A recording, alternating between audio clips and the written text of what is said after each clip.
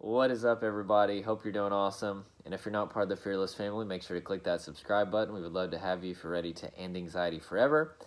And if this helps you, make sure to click the like button and comment if you have any questions. Okay, so in this video, I'm going to talk about one of the greatest hindrances of depersonalization, derealization, recovery. So let me define some terms, just in case you're experiencing this and maybe you're not knowing what's going on. Maybe you're thinking you're going crazy. So depersonalization is whenever you feel like you and your body are a separate entity. Derealization is whenever you feel like everything's a dream world, nothing feels real, and you may be constantly questioning existence, and you may have all of these irrational fears. Maybe you fear that we're living in a simulation. Maybe you fear that you died. And this is all just a dream world, and you're going to wake up one day, and there's a lot of weird scenarios and fears that come with derealization. And I have to say, in all of my coaching with people and talking to people, I have to say derealization, it seems to be much more prevalent than depersonalization, although I will say that most people that experience derealization tend to experience a little depersonalization, but derealization, man, it really bothers a lot of people. And I understand, I dealt with both of them for 2 years of my life. I'm all too familiar with those. But you're not going crazy, and you can overcome these feelings. But anyway, those are the feelings, and the disorder simply means that you feel them most of the time or all of the time for over a month, okay? So, first of all, what are they? This is actually where I'm going to start to move toward what this video is about, which is one of the biggest ways that we hinder recovery from DPDR disorder. The feelings are trauma coping mechanisms, okay?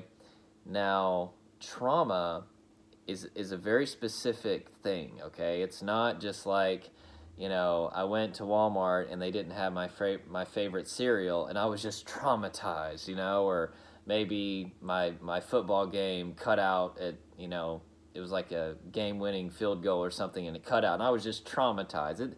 Trauma is not a subjective, like, metaphorical term. Like, trauma actually means something very specific, and it's important that we define terms to understand what we're dealing with here. So there is a point where a stressful event is not just a stressful event. More specifically, there is a point where we're not just stressed out, but we are overwhelmed and we don't have a coping mechanism for it. Now, this can happen a lot of different ways. It can either be the buildup of stress over a long period of time, which would be repeated low-level trauma.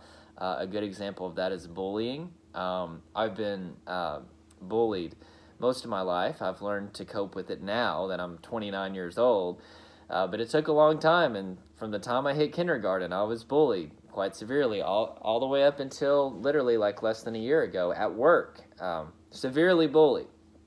But I know how to handle it now, but I did it for a long time. But why I say I didn't know, I had kind of some coping mechanisms, but they weren't the best coping mechanisms. So that's repeated low-level trauma, and we can have a coping mechanism for a while, but maybe it builds up so much. Maybe there's like this one bully that just won't leave us alone, and it builds up so much that we're overwhelmed, and there's just nothing that we can do to cope with it. Now, there's a second type of traumatic event, which is a major trauma. A major trauma is sudden, it's unexpected, and it's very stressful, and it comes out of nowhere. Loss of a loved one, a car accident, a panic attack, maybe if it's your first panic attack especially, but even if you've had panic attacks before, maybe one comes out of nowhere, it really throws you off. You know, it could be a lot of stuff. It could be a stressful event at work, a relationship issue, maybe a breakup. It could be school, something happens at school or work. There's so many things that could happen that's considered a major trauma, not just going to war and being a soldier, although that's definitely one too. Not just a natural disaster, stuff like that. There's a lot of ways to have major trauma. So whenever we have these events, whether it's a major trauma or whether it's being overwhelmed due to repeated low-level trauma, we're overwhelmed, and if we don't have a healthy coping mechanism for it, guess what's going to happen? our nervous system is going to cope with this stress for us. And not everybody experiences depersonalization, derealization during trauma, right? But some people do. I'm one of them. And whenever I smoked marijuana 10 years ago and had a panic attack and thought I was dying, I was overwhelmed and didn't have a coping mechanism. I tried at first to kind of run back and forth, and that kind of calmed me down a little bit, but it just didn't work.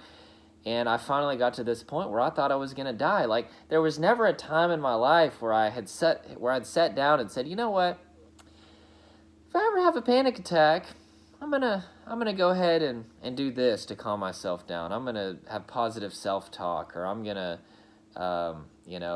listen to music, or drink some water, splash some cold water in my face, or do something. I didn't have anything. This was totally off my radar. I didn't even know what a panic attack was. And then this happens, and I got so overwhelmed that I believe I was going to die. So my nervous system, in particular my parasympathetic nervous system, for you mental health nerds out there, no, that wasn't funny. Anyway, my parasympathetic nervous system, which think para is like a parachute, it slows things down. It said, okay, you know what?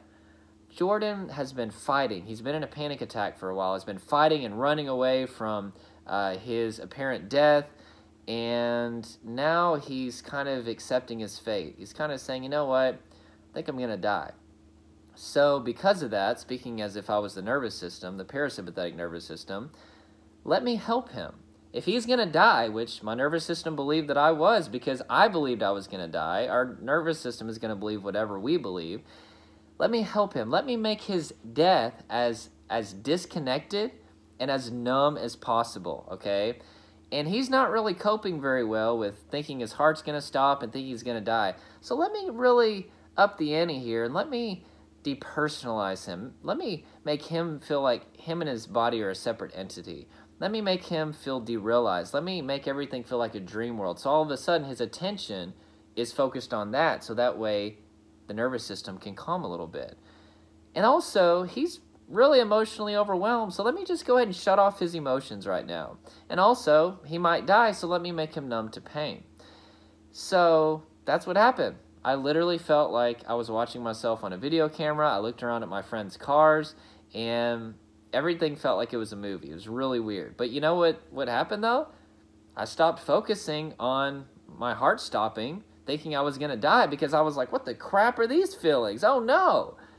But it worked. It worked. And this is where I'm going with this. I wanted to wait until toward the end of this video to tell you. We elongate our recovery from DPDR disorder by over-complexifying recovery. We will spend hours and hours watching videos about DPDR. We will spend hours and hours talking about the feelings and thinking about the feelings and developing all these fears about the feelings, that we're going to have them forever, that they're going to get worse. Maybe we have psychosis. Maybe we have epilepsy. Maybe we have, what's another one? There's all sorts of fears that we have. Maybe we have a disease, or maybe we have some serious mental or physical condition. And guess what that's going to do? That's going to make us overwhelmed. So now we're not just dealing with the repeated low-level trauma that led to us being overwhelmed, or the major trauma that led to us being overwhelmed. Now we're adding on a bunch of stress and feelings of being overwhelmed because of our obsession and over-complexification of the feelings of DPDR. And that's why, not a lot of people, but that's why some people can't seem to ever overcome DPDR. It's not that they can't recover, it's that they're refusing to give up this need to understand the feelings. You're never going to understand the feelings, my friends. They're designed by your nervous system to be so freaking confusing and weird that if you were having your legs eaten by a tiger, that you would take the focus off of that and be like, yeah, I know a tiger's gnawing my legs off right now, but dang, I feel like me and my body are a separate entity right now. Man, everything kind of feels like a dream world. Yeah, I know that, Tony the tiger's over there, eating his Wheaties via my legs right now. There's blood everywhere, but man, I feel weird. Like they're that powerful. And they're designed to be confusing and bizarre, to take your focus off of something that's making you overwhelmed. So in order to recover, we have to make things simple again, okay? Right? We have to accept that there are a series of things in our lives, okay? It's usually about 10 things. It might be up to 20 things. There are a series of things in our lives that are keeping us overwhelmed that we don't have healthy coping mechanisms for, all right? We may be coping with it in the wrong way. We may be fighting something or running away from it or numbing it or denying that it's even happening. There are all sorts of ways to cope with something in a non-healthy way.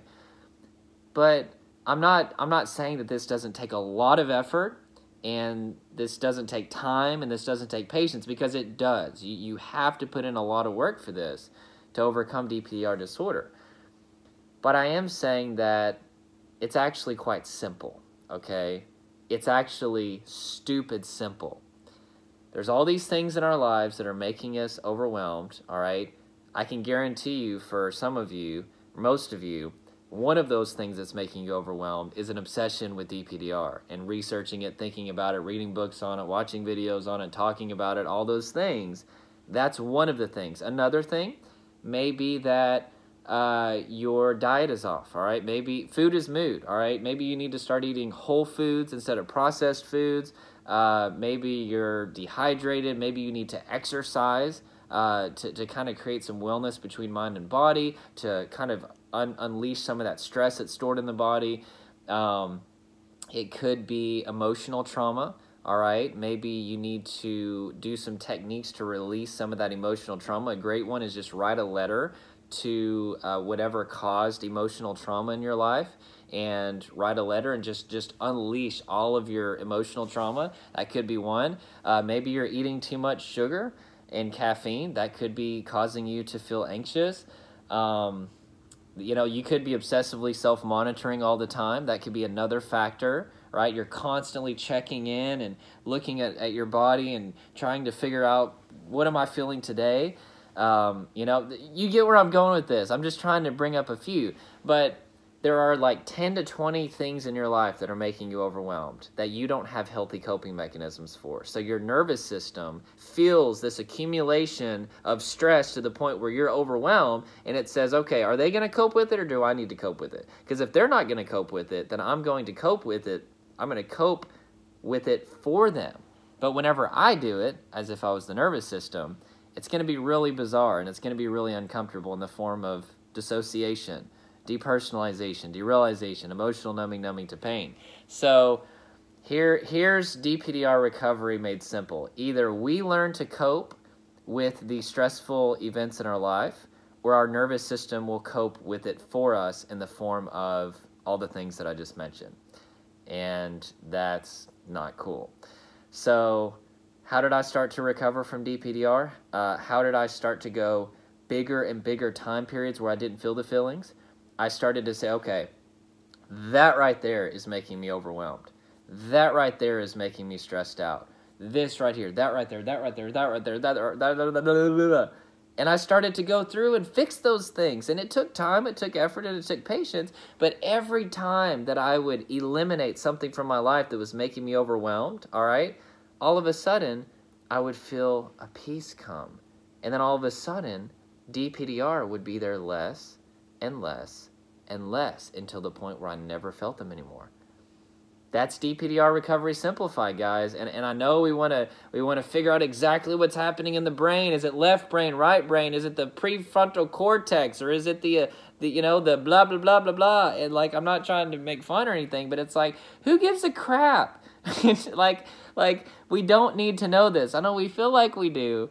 But that's going to be one of the things that makes you overwhelmed, is this constant need to figure out the feelings. You're never going to figure out the feelings up here. They're not meant to be figured out. Otherwise, it wouldn't work. If we're like, oh yeah, that's feelings of dissociation due to the blah blah blank cell and the mitochondria and the cellular. See, I'm not a science person. Okay. It wouldn't work, all right? They're supposed to be confusing to the point where we have no freaking idea what's going on, And if we were in a highly stressful event that we couldn't cope with, the feelings help to distract us, talking about DPDR. So keep it simple, my friends. The greatest hindrance to DPDR recovery is that we overcomplexify everything. And I get it.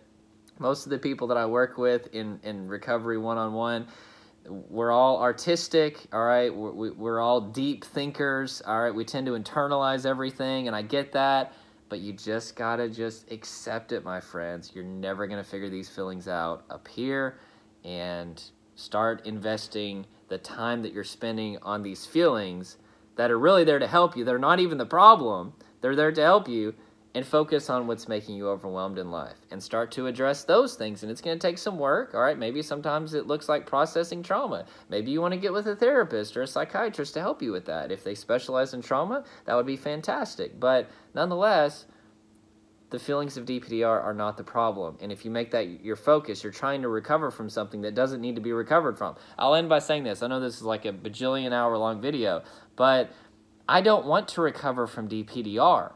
I want to recover from DPDR disorder, all right? I don't want to feel the feelings all the time, but like if a freaking tiger was eating my body, it'd be pretty nice to be a little disconnected and numb, wouldn't you think? It'd be pretty nice to feel depersonalized and derealized, numb to emotions and pain, so that way I'm not feeling like a freaking Tony the Tiger eating me. So I don't want the feelings to go away, all right, ever, in terms of I want them to be available in the appropriate context. But what I wanted to get free of was feeling them all the time, you know, because that's just debilitating, which you can do that, all right?